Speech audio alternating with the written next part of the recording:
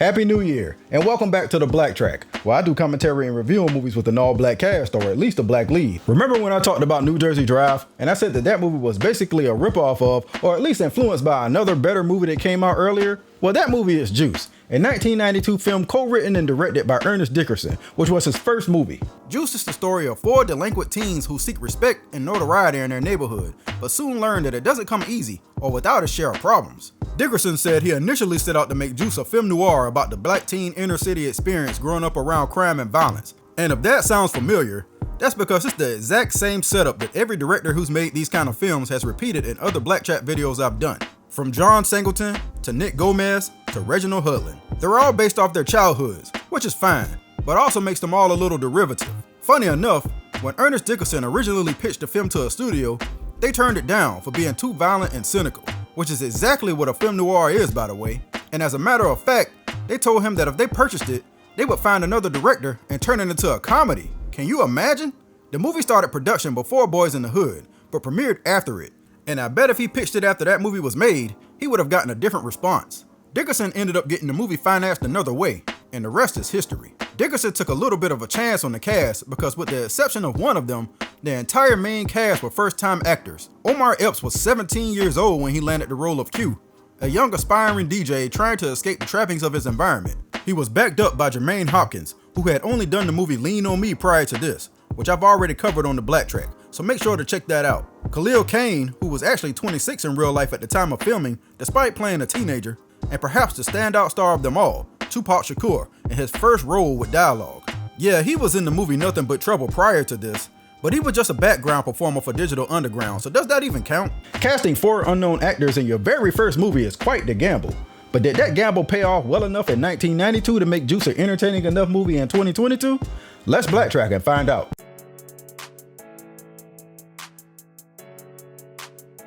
Now this is what a teenager's room is supposed to look like.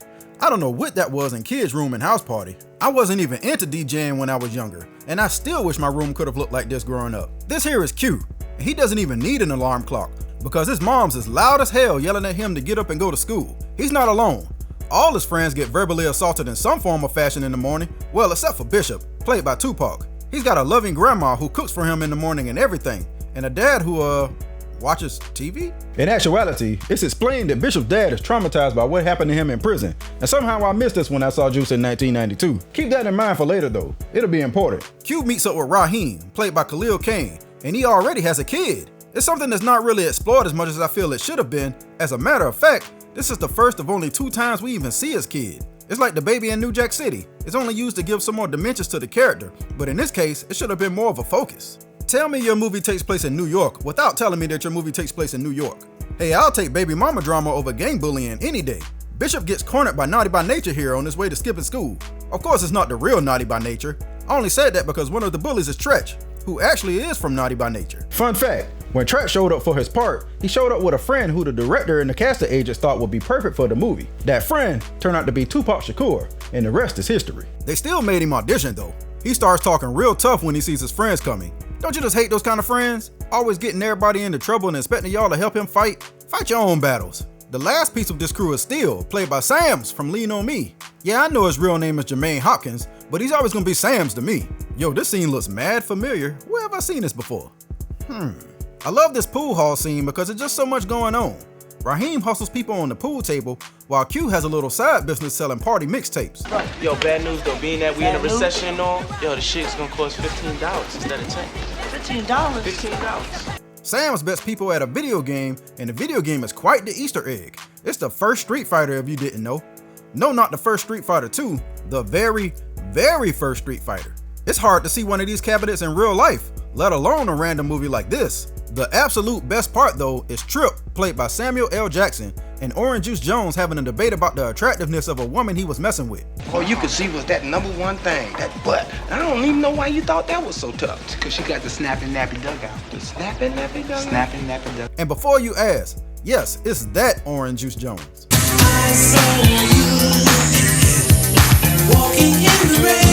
Ernest Dickerson said that the majority of Samuel L. Jackson's lines were ad-libbed, and I could believe it. They were just too hilarious for them to have been written for him. Man, they really take truancy seriously in New York.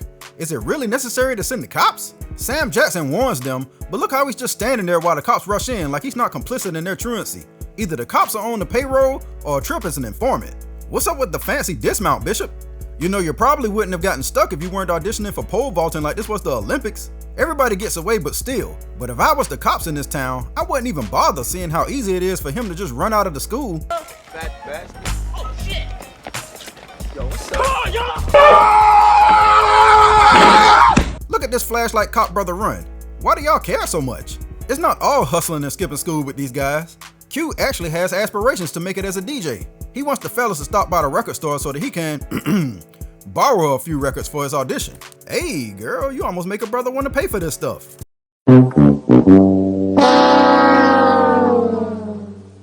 Even when I watch this movie today, I think to myself, this woman doesn't really look all that bad.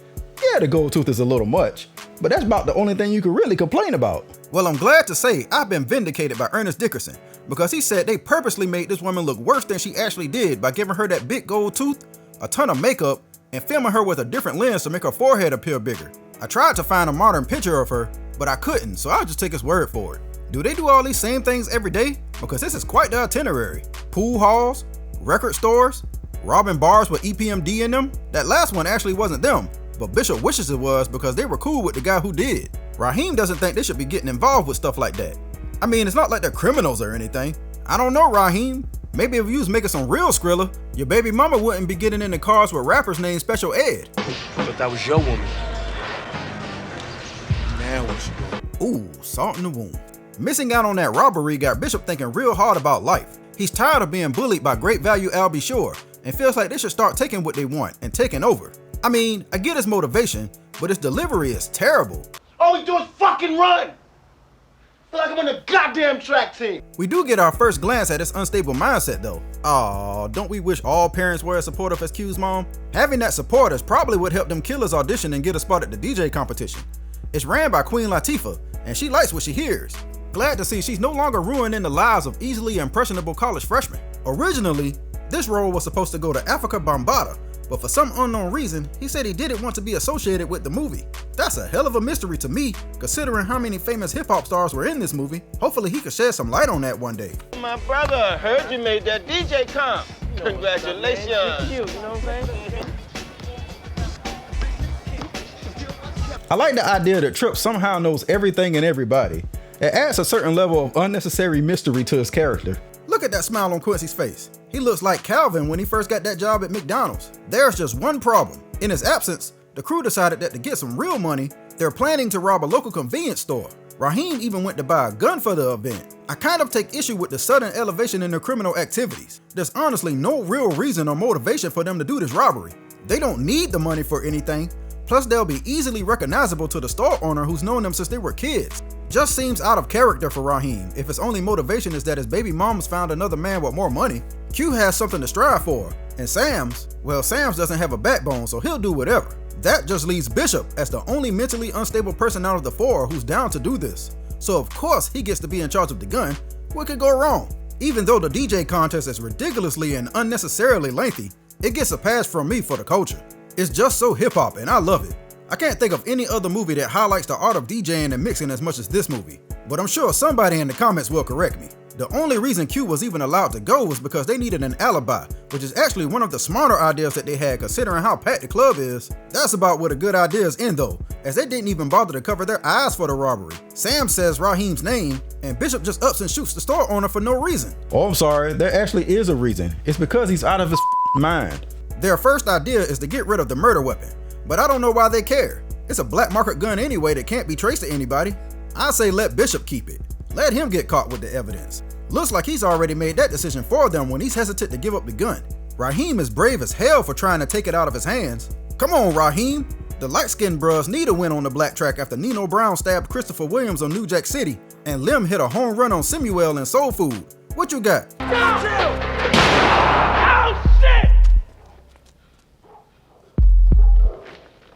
Well, in fairness, you can't win a gunfight with fists. Oh, don't cry now, Sams. If you had listened to Joe Clark in the first place, none of this would have happened. The worst part of all this is Q is expected to go back and finish the competition. Lucky for him, or unlucky depending on how you look at it, some detectives pull him off the stage to talk to him and question him about Raheem. And I mean, why wouldn't they? Y'all grew up together, are always seen together, and came to the club together. But all of a sudden y'all not together now? Look at Sam's, he about to tell on everybody. At this point, Tupac starts acting circles around everybody. He puts on quite the front at the funeral, and for a second, he got me thinking he's sincere. He does all of this in front of Q and Sam's to assert dominance. And it's this change of mindset that has them unwilling to really mess with Bishop anymore. The whole situation even has Q ready to go back to school. Damn, man. It's been that long? Damn, I'm actually curious, how many days has he been out? The guy who made fun of Q is none other than Donald Faison, who was in another familiar movie. I can't quite put my finger on it. Man, I love that reveal. Tupac is genuinely terrifying with that look. He kills this scene. He's so intense, but Omar Epps ain't no slouch either. It's pretty obvious these were the two actors with the most upside following this movie. Y'all crew looking mighty slim right now. Makes it way easier for Rodamez and his crew to run up on Bishop and do their daily bully routine. Q and Sam's declined to help this time, but that's okay, because the gang doesn't realize that Bishop is now exercising his Second Amendment rights. You lost him.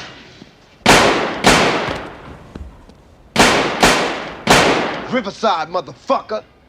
If the only place you ever heard that line from was Wayne Brady on the Chappelle Show, well, this is the movie that he took that from. Also, Bishop shot this dude like 5 times, and we all know bullets ain't cheap. As broke as these dudes were in the beginning of this movie, where's Bishop getting these bullets from?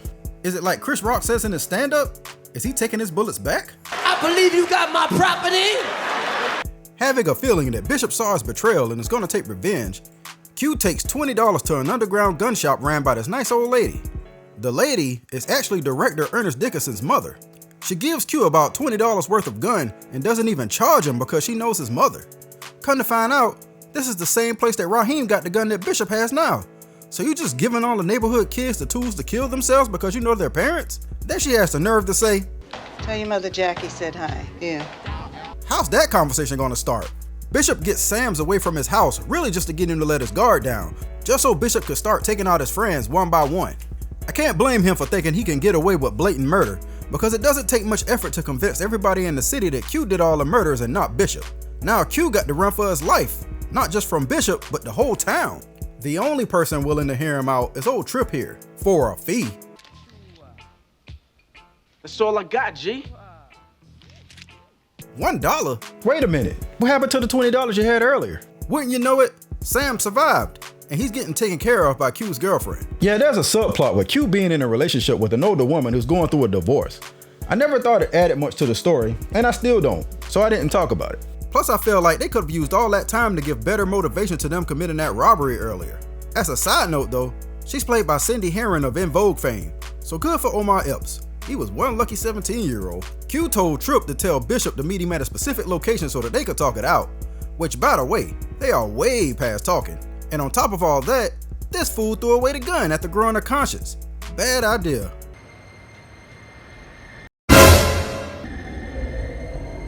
You gotta love how he creeps out of the shadows like a horror villain.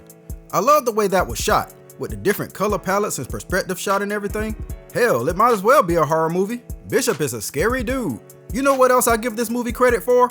Realistic punching sounds. Because if this was any other movie in the 90s, the punches would have sounded like this. Hey, this gun chase scene with Bishop and Q looks mighty familiar. Where have I seen something like this before? I can't quite figure it out. Unlike that movie though, Bishop took the time to plan and aim his shots, and it paid off. Of course, this is a movie, so Q is just gonna walk that off in like 3 minutes. He'll just rub some dirt on it and take some Robitussin when he can.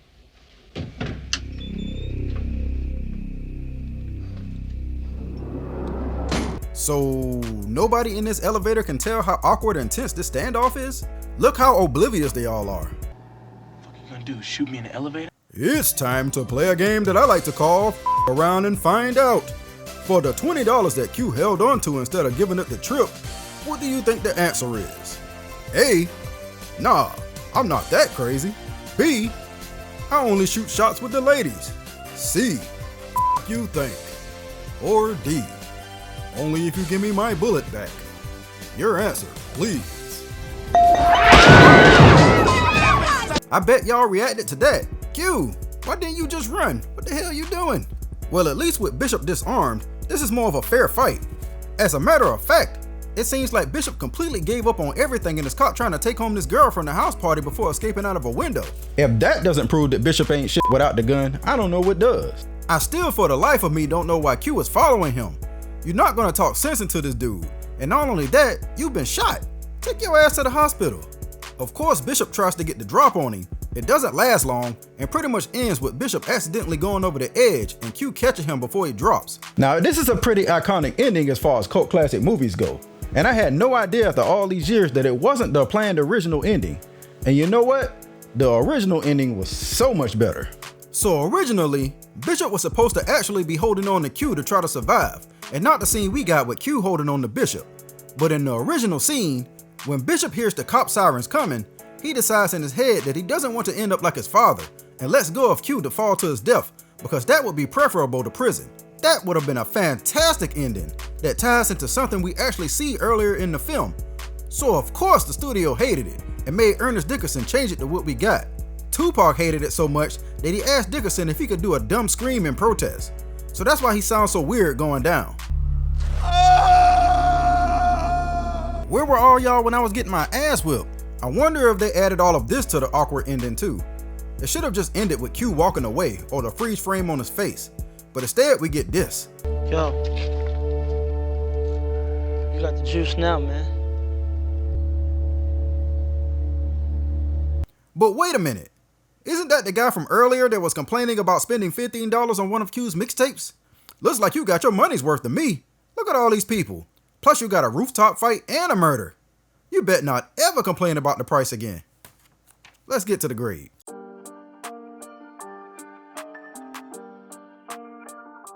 This may come as a shock, but I think Juice is just an okay movie. It has a lot of great parts that for some reason don't come together very well. Its biggest sin is not giving enough development to the characters and their motivations. That store robbery comes out of nowhere and was just out of character for most of the crew, especially without any real life altering reason for them to need to do it. None of them actually needed the money or the notoriety that bad, and it's unrealistic that they would just go along with the wants of a mentally unstable friend. Speaking of the friend, despite Tupac's amazing performance, a lot of his best backstory seems to have been left on the table. I don't know if that correlates with the change of the ending or not, but it feels like the movie was supposed to be a lot longer but was changed at some point. Things like Q's relationship with his girlfriend and his entire DJ set at the competition took time away from some much needed storytelling, and even though he's the main character, he was far from the most interesting. All that being said, it's far better than its copycats, and the way it highlights the culture cannot be denied. Even though I thought it ran a little long, I really liked the DJ competition, and I also love seeing all the popular rappers at the time make cameos. It also has to be said that for first-time actors, their entire cast did amazing, and stuff like that doesn't get enough recognition. Tupac is often called the Black James Dean, and it's an appropriate comparison. A young actor with an incredible talent who died way too early. Whenever somebody questions that, just remind them that this was his very first movie. Of course, Omar Epps went on to have an amazing career, and other people in the film had success in movies and TV also. My grade for Juice is a C. It's undeniably a cult classic with lots of charm and culture, but falls short of being a timeless cinematic experience. And that does it for this episode of The Black Track. As usual, let me know what you thought about the movie Juice in the comments below. And don't forget to like, share, subscribe, and tell your friends about my channel. And until next time, I'll holla at you.